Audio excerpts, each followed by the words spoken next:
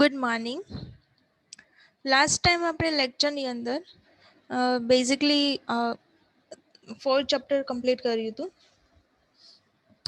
First, second, fourth and fifth.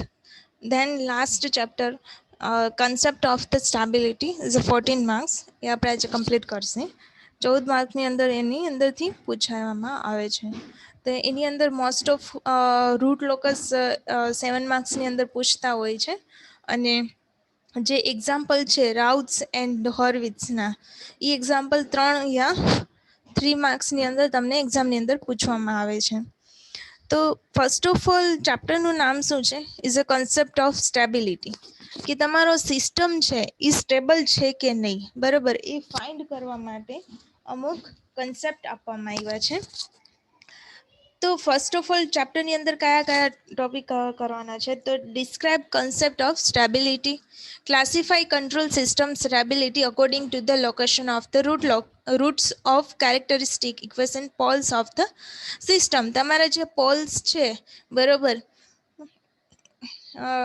એ તમારા એ કઈ બાજુ છે, બરોબર, કઈ રાઈટ સાઈડ છે, લેફ્ટ સાઈડ છે, ઇમેજિનરી એક્સિસ છે, એના લોકેશન અકોર્ડિંગ એ ક્લાસિફાઈ કરવામાં આવ્યા છે, બરોબર. એ ઉપરથી કહી શકાય કે તમારું જે સિસ્ટમ છે એ સ્ટેબલ છે કે નહીં.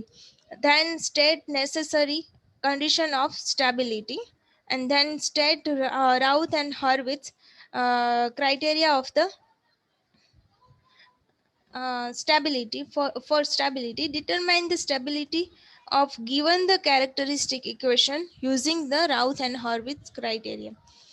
Then describe concept of the root locus in brief and then rules of construction છે root locus ના. તો આટલા ટોપિક આપણે કવર કરવાના રહે છે. એક્ઝામ ફર્સ્ટ ઓફ ઓલ એક્ઝામની અંદર રૂટ લોકસ છે એ તમારે construction of the rules of the construction of root locus એ તમારે 7 માર્ક્સની અંદર તમારે એક્ઝામની અંદર પૂછાતું હોય છે. એન્ડ ધેન રાઉથ એન્ડ હોર્વિટ્સ છે એના એક્ઝામ્પલ 3 એન્ડ 4 માર્ક્સની અંદર એક્ઝામમાં એક યા બે ક્વેશ્ચન એવા એક્ઝામની અંદર આવતા હોય છે. Then what is stability? તો સ્ટેબિલિટી શું છે કે a system is said to be stable if it is output is under control. કે તમારી એક રેન્જ હોય, એની રેન્જની અંદર તમારું જે આઉટપુટ તમને મળે, બરાબર, this is called the under control.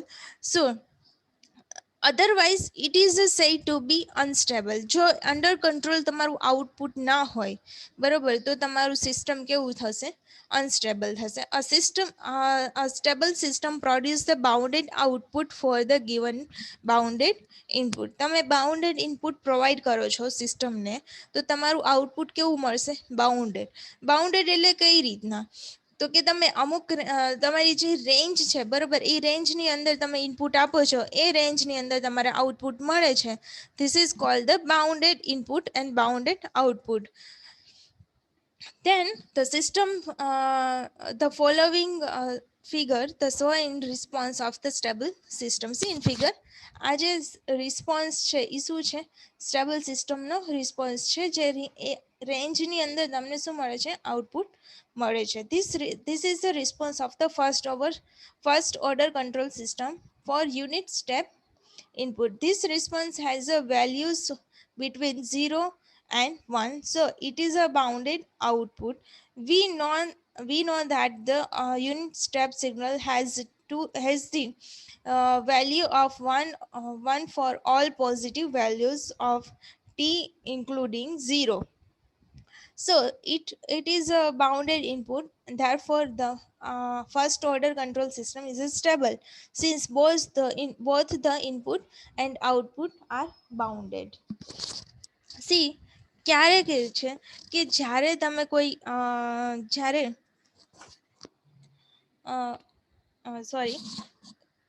કોઈ એક સિસ્ટમ છે, બરોબર, એ સિસ્ટમ કેવી છે? સિસ્ટમ 1 છે, જેમાં તમે બાઉન્ડેડ ઇનપુટ આપો છો, બરોબર, is applied to the system 1. then output is a finite or bounded value. then this system is a શું છે? Stable. System is stable. So Different type of system stable based on the stability. First of all, absolutely stable system, conditionally stable system, marginally stable system, and unstable system. Absolutely system stable system ની અંદર શું છે? If the system is stable for the all range of the components value, then it is a known as the absolutely stable system. The open loop control system is a absolutely stable if all poles, જે તમારા બધા જ poles છે એ બધા open loop transfer function present in the left half of S plan. Similarly, જે તમારા closed loop control system છે is absolutely stable is if all the poles of the closed loop transfer function in the present in the left half of the S plan. જે તમારા left half of S plan ની અંદર તમને poles બધા તમને ત્યાં મળે, તો this is called the absolutely stable system. See, stable ક્યારે થાય છે તમારી સિસ્ટમ? કે જ્યારે તમે કોઈ ઇનપુટ આપો છો, બરોબર, અને એ તમને આઉટપુટ મળે છે. જો તમે ઇનપુટ ફાઇનાઇટ ઓર બાઉન્ડેડ વેલ્યુઝ એપ્લાય કરવામાં આવે અને તમારું જે આઉટપુટ છે એ તમારું આઉટપુટ છે એ કેમાં મળશે? તમારું ફાઇનાઇટ એટલે પર્ટિક્યુલર વેલ્યુ, બરોબર, તમારી જે રેન્જ છે એની અંદર ઓર બાઉન્ડેડ વેલ્યુમાં મળે છે. This is called the stable system. Consider એક એને શું કહેવામાં આવે છે? એક સ્ટેબલ સિસ્ટમ કહેવામાં આવે છે. સી, જો તમે ઇનપુટ છે, બરાબર, if due to input oscillation setup in the output and it is this oscillation is disappear with the time, system is called the stable. Clear? તમે જે એક સેટઅપ કરવામાં આવ્યું છે oscillation setup in the output, બરાબર, અને જો તેમાં ઓસિલેશન છે એ ડિસએપિયર થાય છે વિથ ટાઈમની સાથે, બરાબર, તો this is called the stable system. Second છે કન્ડિશનલી સ્ટેબલ સિસ્ટમ, કે જો તમે if the system for all certain range of the system component value, then it is known as a conditionally stable system. Then unstable system કોને કહે છે? તો unstable સિસ્ટમની અંદર તમે તો કોઈ ઇનપુટ આપો છો સિસ્ટમને અને ઇન્ફાઇનાઇટ વેલ્યુ સુધી શું કરે છે? વધતું જાય છે. તો this is called the unbounded value. Unbounded value એટલે તમારી જે રેન્જ કરતાં તમારી જે વેલ્યુ છે એ વધતી જાય છે, બરોબર, તો this is called the unstable system. Clear?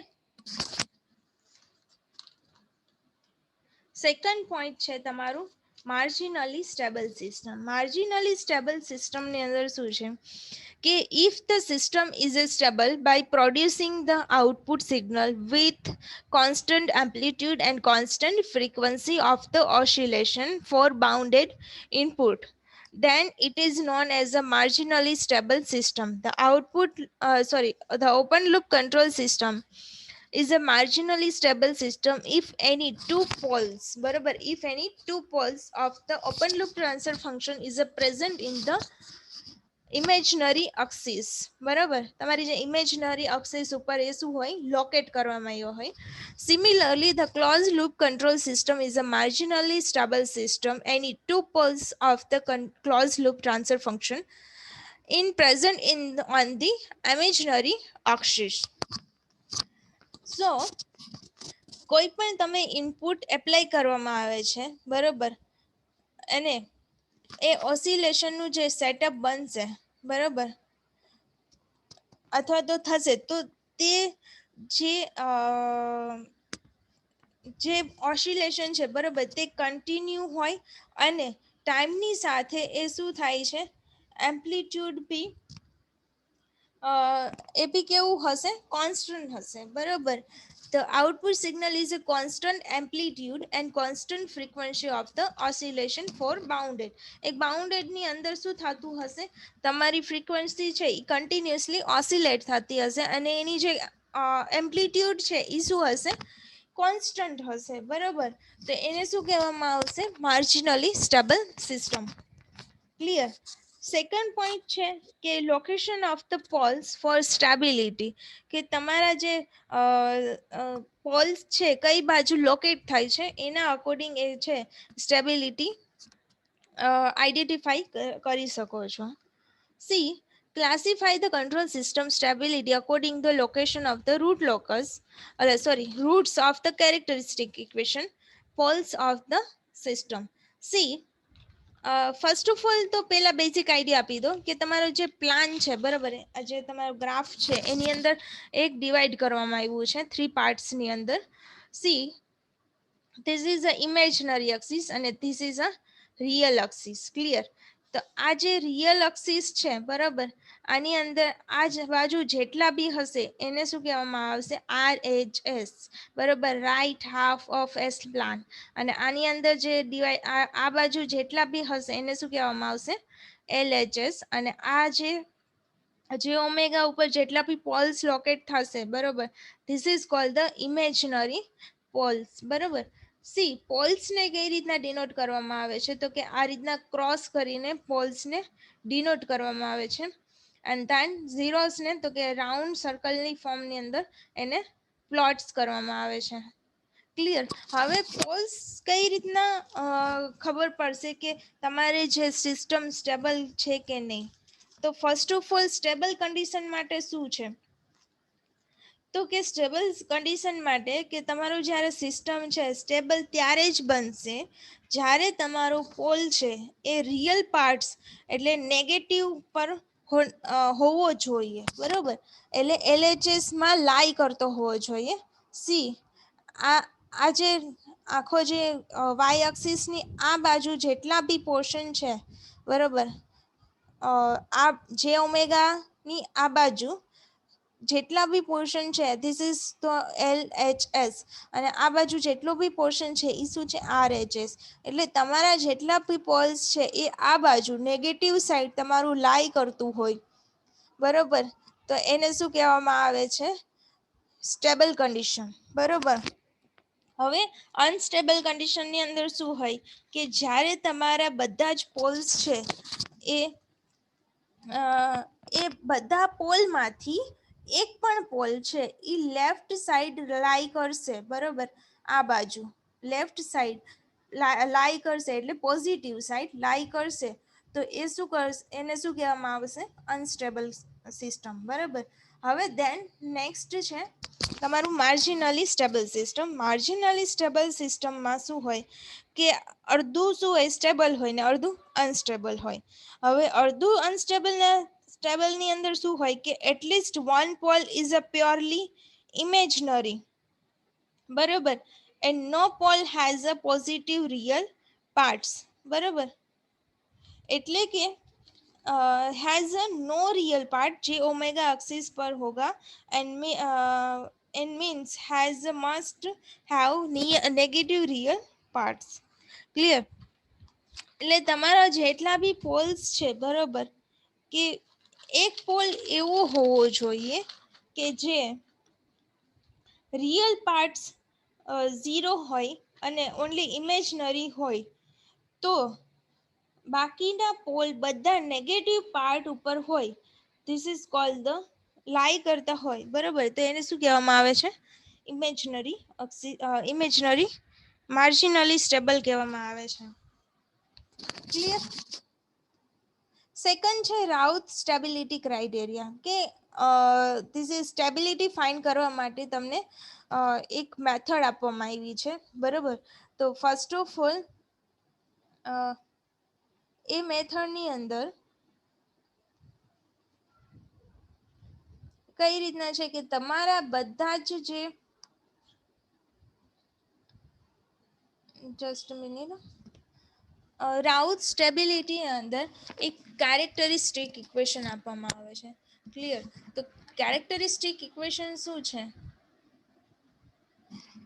તો કે આ જે Q N of S is equal to A n s raised to n plus a n minus 1 s raised to n minus 1 plus a1 s plus a0 is a step apply કરવામાં આવે છે બરાબર.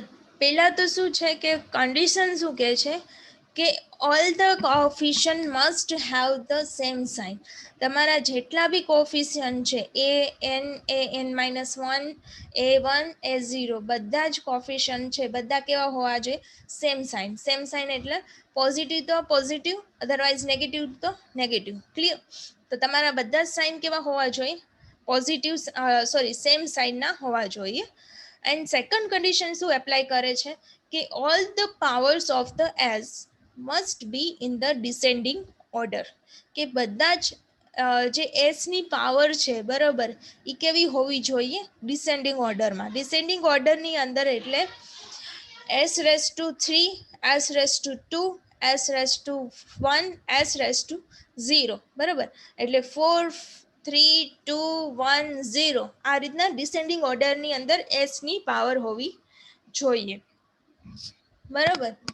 Second point શું કહે છે કે હવે આ ઇક્વેશન ઉપરથી એક રાઉથ ટેબલ બનાવવામાં આવે છે. રાઉથ ટેબલની અંદર કઈ રીતના? તો કે પહેલા s⁻n લેવાનું, s⁻n-1 લેવાનું, s⁻n-2 લેવાનું.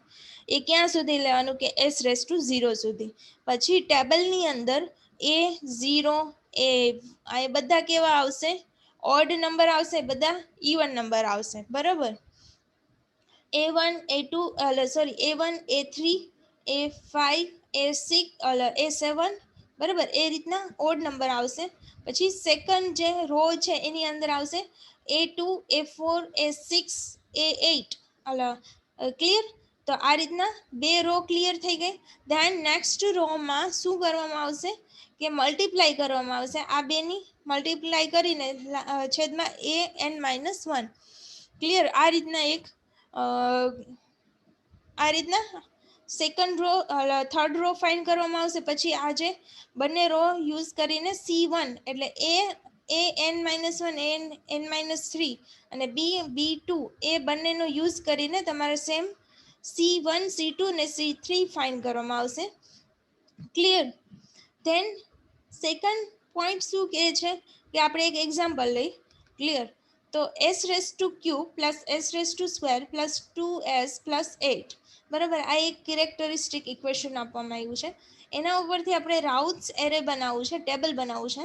તો s⁻³ હવે શું કીધું છે કે s⁻n-1 તો n-1 એટલે 3 - 1 તો 2 મળ્યું. તો પછી શું આવશે? s⁻n-2 s⁻n-2 એટલે 3 - 2 તો 1 અને લાસ્ટ ઇઝ s⁻0 બરાબર. તો ઓડ નંબર એટલે કયા? તો 1 અને 2 s⁻3 અહીંયા શું છે? s⁻1 બરાબર. તો આ બંનેનું જે કોન્સ્ટન્ટ વેલ્યુ શું છે? 1 and 2. પછી ઇવન નંબર તો s⁻2 અને 8. તો s⁻2 નો નંબર શું છે? 1 અને અહીંયા 8 બરાબર. આને મલ્ટીપ્લાય કરો 2 × 2 8 × 2 × 2 -8 × 1 એટલે 2 - 8 -6 ડિવાઈડ બાય 1 તો -6 તમારો આન્સર. દેન અહીંયા 0 લેવાનું બરાબર. આગળ વેલ્યુ નથી તો અહીંયા 0 આવશે. -6 × 8 મલ્ટીપ્લાય 0 × 1 ડિવાઈડ બાય -6 તો યોર આન્સર ઇઝ 8 બરાબર. એને સોર્ટ આઉટ કરશો તો તમારો આન્સર શું મળશે? 8 મળશે. તો આ જે ફર્સ્ટ કોલમ છે બરાબર, ફર્સ્ટ કોલમની અંદર બધાની સાઇન સેમ હોવી જોઈએ. જો ચેન્જ થશે બરાબર, સાઇન ચેન્જ થશે તો તમારો સિસ્ટમ છે એ અનસ્ટેબલ કન્ડિશન બનશે. બરાબર. તો આપણે આ જે એક્ઝામ્પલની અંદર ફર્સ્ટ કોલમની અંદર સાઇન ચેન્જ થાય છે -6. તો તમારો જે પોલ છે એ કઈ બાજુ મળશે? રાઈટ હાફ પ્લાનની અંદર. તો તમારો સિસ્ટમ શું બનશે? અનસ્ટેબલ બનશે. અનસ્ટેબલની ડેફિનેશન શું છે કે તમારો જે બધા પોલ્સમાંથી એક પણ પોલ્સ તમારો રાઈટ હાફ પ્લાનની અંદર તમને જોવા મળશે તો તમારો જે સિસ્ટમ છે એ અનસ્ટેબલ કન્ડિશન બનશે. નેક્સ્ટ આપણે એક એક્ઝામ્પલ જોઈએ કે C s⁻³ plus 6s² plus 12s plus 8 = 0. તો s⁻³ 1 12 બરાબર 1 and 12 and 0. આપણે શું લેવાનું છે? Odd number. તો ઓડ નંબરની એક રો બની ગઈ. then s raised to square even number 6 and 8 and 0, then s raised to 1 એટલે મલ્ટીપ્લાય કરવાનું 6 into 12, 8 into 1 divide by 6. Your answer is 64 by 6 and then 0. Again s raised to 1 નું આપણે શું કરવાનું છે અહીંયા 64 by 6 multiply 8 અને 0 multiply minus 0 multiply 6 divide by 64 by 6. Answer is 8. બરાબર, આગળ નથી તો અહીંયા શું આવશે 0. તો હવે અગેન આન્સર ઇઝ 8. બરાબર, 8. બરાબર, તો હવે ફર્સ્ટ કોલમની અંદર તમે જોશો તો હેઝ નો સાઇન ચેન્જીસ. બરાબર, એમાં sign there are no sign changes. આની અંદર સાઇન ચેન્જ થતી નથી એટલે it means your system is stable. Clear? Again, next example is s raised to 3 plus s raised to square plus 2s plus 24.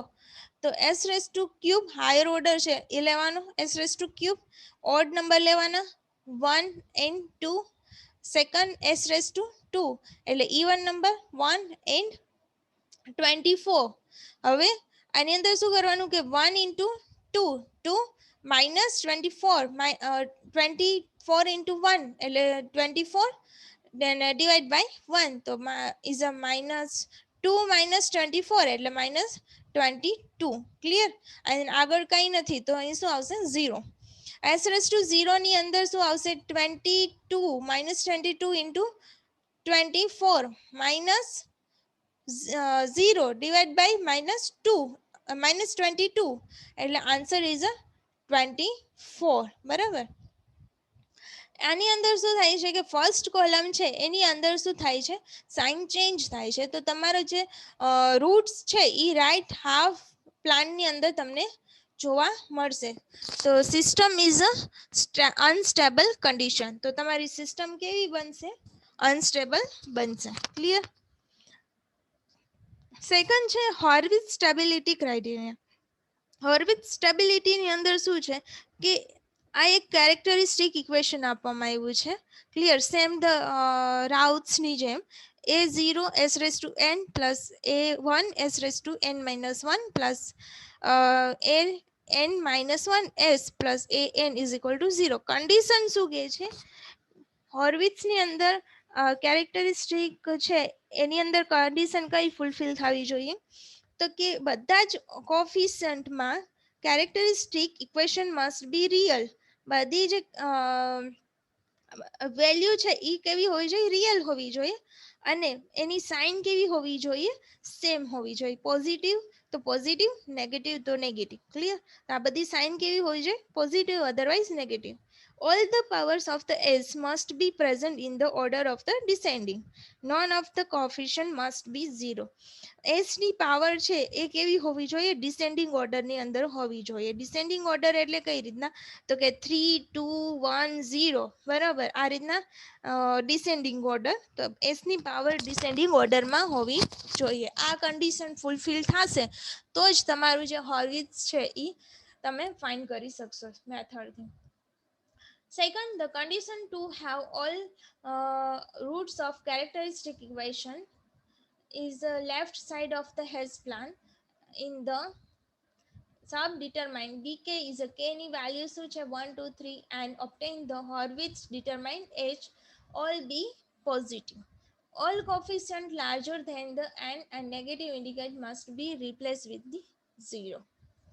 હવે હોર્વિટ્ઝનું જે table છે એ find કરવા માટે એક આ આપવામાં આવ્યું છે કે બધા પહેલા શું લેવામાં આવશે? Odd number, second even number. બરાબર, અહીંયા 0 પછી અગેન 0 પુટ કરવાનું, પછી પાછા ઓડ નંબર લેવાના, 0 પુટ કરવાનું, પાછું ઓડ નંબર લેવાના, પછી ધેન 2 0 પુટ કરવાના, પાછા ઓડ નંબર લેવાના. ઓડ નંબર એટલે અહીંથી ચાલુ થશે. બરાબર, 0 0 and then a1 a3 અને a5, પાછું અગેન 0 0 a2 a4 એટલે સોરી a0 a2 a4 એ રીતના આખું ટેબલ ક્રિએટ થશે. હવે d n is equal to h all these sub determined values must be greater than 0. This is of This is for the stable. હવે delta P is equal two પેલું લેવાનું delta one is equal two આપણે શું malt A1 લેવાનું. A1 એટલે આ એક જ. પછી second delta two is equal to આ 2/2 નું મેટ્રિક્સ બનવાનું. A1 A3 A0 અને A2. ધેન ડેલ્ટા 3 બરાબર 3/3 નું મેટ્રિક્સ બનાવવાનું. A1 A3 A5 A0 A2 A4 0 A1 અને A3. ક્લિયર? આ રીતના. ધેન એક એક્ઝામ્પલ જોઈએ કે એક્ઝામ્પલની અંદર આ એક ઇક્વેશન આપવામાં આવ્યું છે. તો 3 છે બરોબર, તો 3/3 નું મેટ્રિક્સ બનશે. તો A0 ઇઝ ઇક્વલ ટુ 1. અહીંયા શું છે? A0, અહીંયા A1, અહીંયા A2, અહીંયા A3 બરાબર. તો A રેસ ટુ 3 એટલે અહીંયા શું આવશે? S raise to 3. તો n ઇઝ ઇક્વલ ટુ શું થયું આપણી પાસે? 3 બરાબર. તો A0 ઇઝ ઇક્વલ ટુ 1, અહીંયા કાંઈ નથી તો 1, અહીંયા બી નથી તો 1. A1 ઇઝ ઇક્વલ ટુ 1, અહીંયા બી નથી તો 1. A2 ઇઝ ઇક્વલ ટુ 1 અને અહીંયા શું છે? A3 is equal to 4. તો n ઇઝ ઇક્વલ ટુ 3. તો 3/3 નું મેટ્રિક્સ બનશે. તો H is equal two A1 A3, પેલા બધા odd number A1 A3 A5 A0 A2 અને A4, પછી ધેન ઇવન નંબર, પછી 0 પુટ કરવાનું અને A1 A3 બરાબર. અને 3/3 નું છે એટલે 3/3 નું જ બન્યું બરાબર. નહીતર મોટું હોત તો હજી આગળ લખે બરાબર. હવે બધાની વેલ્યુ પુટ કરી દેવાની. A1 is equal to 1, A3 is equal to 4, A5 is equal to 0 છે નહીં તો 0 બરાબર. A0 is equal to 1, A2 is equal to 1 અને A4 is equal to 0. Then 0 A1 is equal to 1, A3 is equal to 4. હવે D1 શું કહે છે આપણી પાસે? શું કહેતા હતા? Delta 1 is equal two mould A1 બરોબર. અને વેલ્યુ કેવી હોવી જોઈએ? Greater than 0. 0 કરતાં કેવી જોઈએ? મોટી હોવી જોઈએ. તો ધીસ ઇઝ વેલ્યુ ઇઝ 0 કરતાં મોટી બરાબર.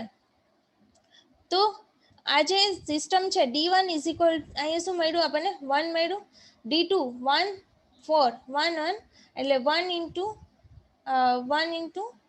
1 માઇનસ 4 ઇઝ ઇક્વલ ટુ શું મળી? -3 બરાબર. અને D3 ની વેલ્યુ શું છે? આપણે 1 4 એટલે આમાં કઈ રીતે ફાઇન્ડ કરશી? 1 બરાબર 4 - 0 -4 લેવાના, આ પોઈન્ટ લેવાનું બરાબર.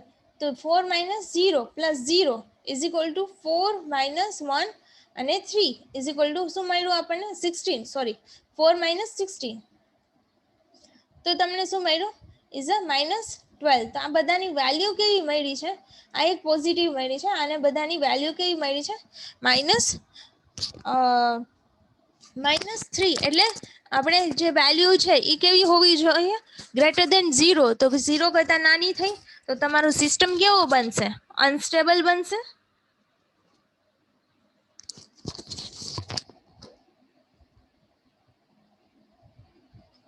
ક્લિયર?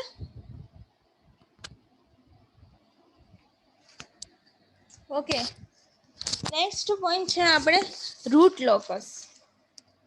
હવે રૂટ લોકસની અંદર first of all it is a construction of the root locus બરાબર.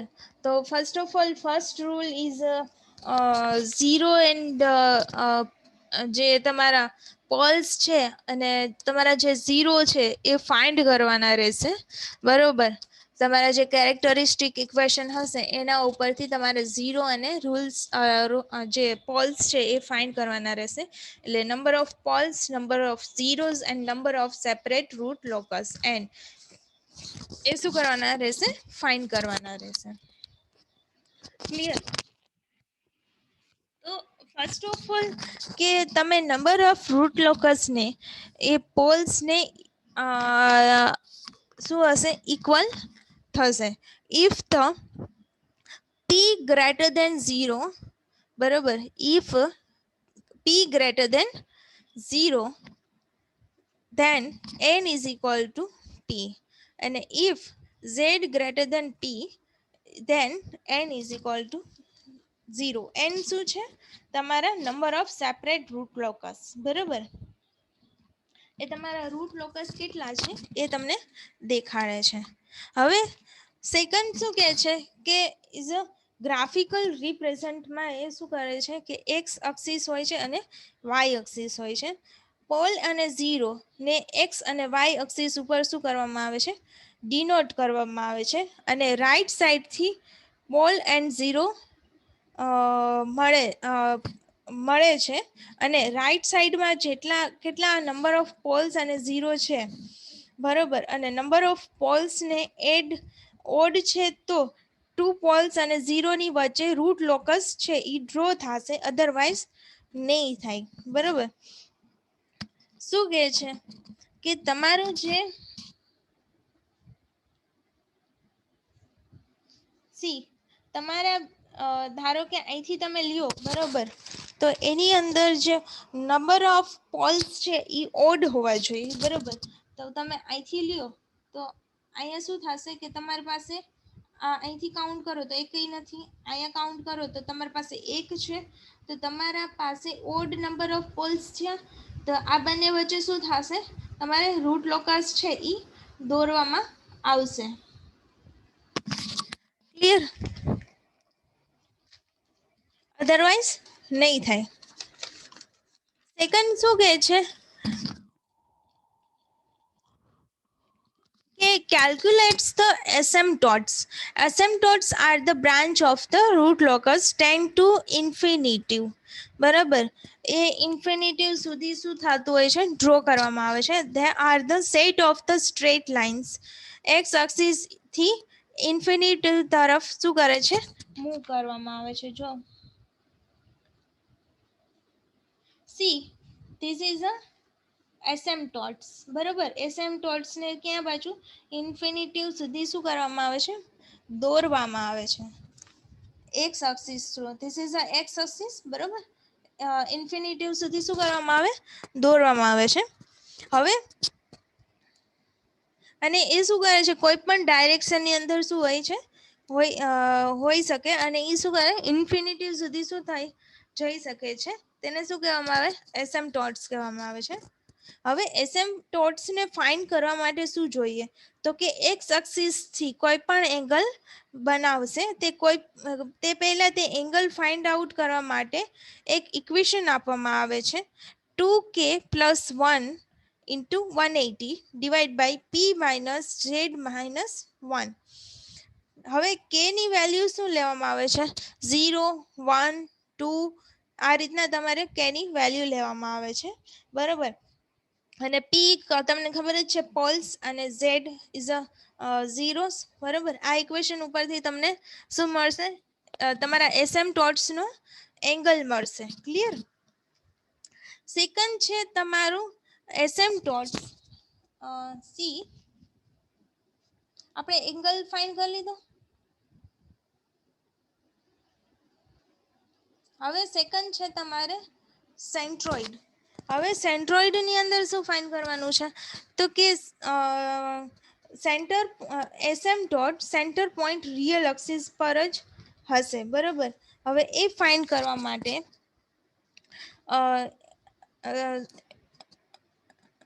is a sum of value of poles and sum of value of zeros, બરોબર. તમારા જેટલા બી ઝીરો પોલ્સ છે એનું સમ, અને તમારા જેટલા બી પોલ્સ છે, બરોબર, એનો sum divide by P minus Z. તો તમને શું મળશે, સેન્ટ્રોઇડ મળી જશે. સેન્ટ્રોઇડ કઈ જગ્યાએ હશે, C this is a centroid, બરોબર.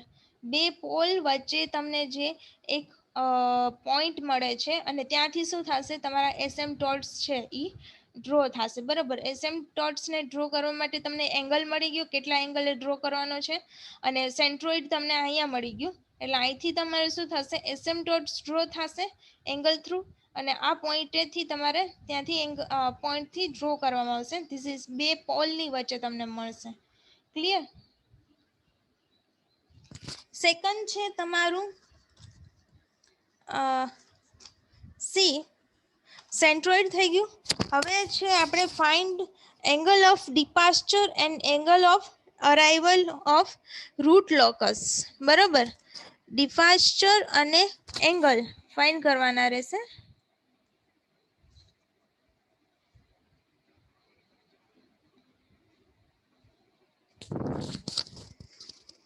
તો એની અંદર શું છે તો કે 180 minus sum of angle vector drop from the pole to other pole plus sum of angle vector draw to this pole from zeros. બરાબર, આ છે ડિફાસ્ટર માટે તમારે શું ઇક્વેશન યુઝ કરવાનું છે કે phi D is equal to 180 minus 5 અને એંગલ ઓફ ધ અરાઇવલ માટે 5a is equal to 180 plus 5. These rules given the angle along which complex pole departure and arrival from the original position. બરોબર, એ આ equation ઉપરથી તમને શું મળશે તો કે તમને ડિપાર્ચર અને અરાઇવલ છે એ તમને મળી જશે. સેકન્ડ કે બ્રેક અવે પોઈન્ટ અને બ્રેક ઇન પોઈન્ટ, કે રૂટ લોકસમાં એટલીસ્ટ એક બ્રેક અવે પોઈન્ટ હશે, અધરવાઇઝ બ્રેક ઇન પોઈન્ટ અથવા તો બ્રેક અવે પોઈન્ટ અને બ્રેકિંગ પોઈન્ટ હશે. બરોબર, રૂટ લોકસમાં બે પોલ વચ્ચે હશે તો બંને વચ્ચે બ્રેક અવે પોઈન્ટ હશે. બરોબર, અને જો બે ઝીરોઝની વચ્ચે તમને મળશે, બરોબર, તો એ તમને શું મળશે બ્રેક ઇન પોઈન્ટ મળશે. સી આ બે વચ્ચે મળશે, બે પોલ્સ વચ્ચે મળશે તમને, તો એ શું મળશે બ્રેક અવે પોઈન્ટ, એટલે આ બારની સાઈડ એરો મળશે. અને જો બે ઝીરોઝ વચ્ચે મળે, ઇનકેસ અહીંયા ઝીરો હોય તો આ બંને બે ઝીરોઝ વચ્ચે મળે તો એને શું કહેવામાં આવશે is a break in point કહેવામાં આવશે. અને એને કઈ રીતના ડિટરમાઇન કરવામાં આવશે તો કે dk by ds is equal to 0. It can be determined by the dk by ds દ્વારા is equal to 0 દ્વારા. હવે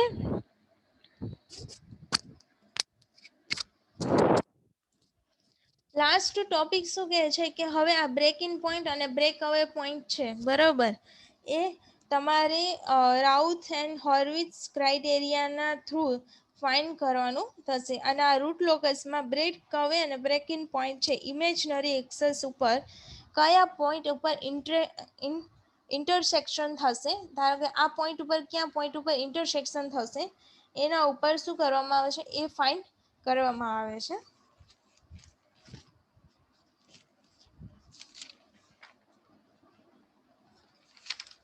ક્લિયર આટલું?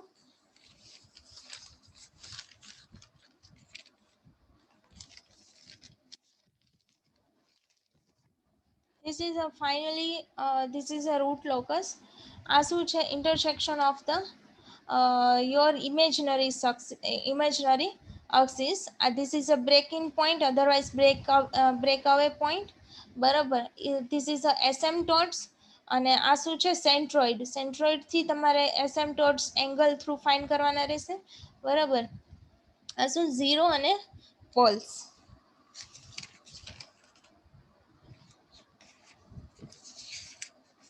ક્લિયર? 7 માર્ક્સની અંદર તમને રૂટ લોકસ એક્ઝામમાં પૂછવામાં આવે છે અને 3 and 4 માર્ક્સની અંદર તમને જે રાઉથ્સ અને હોર્વિટ્સના એક્ઝામ્પલ પૂછવામાં આવે છે. બરોબર, ઇઝ અ 14 માર્ક્સનું ચેપ્ટર છે. If you any doubt, all right, you leave the meeting. Have a nice day.